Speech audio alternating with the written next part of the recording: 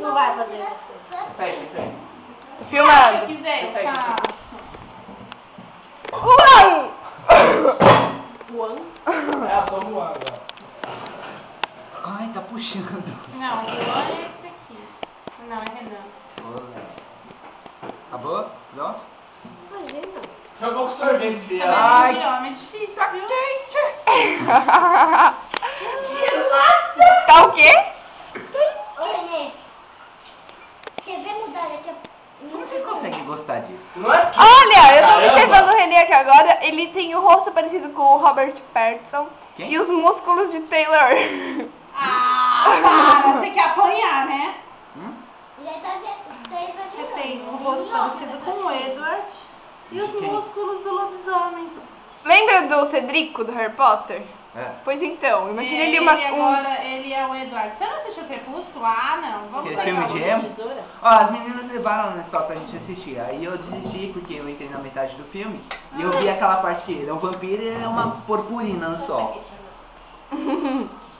Ah, mas é que o vampiro... Não, você não tem dó. Você não tem dó. Ai. Fala aí, né, Renê? Tira a mão. Obedece, Não, sai. obedece. Dá pra tia. Tia, pega de novo. Não, pega de novo. Ela não encostou nenhuma vez. Ai. Assim sobra mais pizza. Ai, Por que você não vai comer? usa as duas mãos, por favor.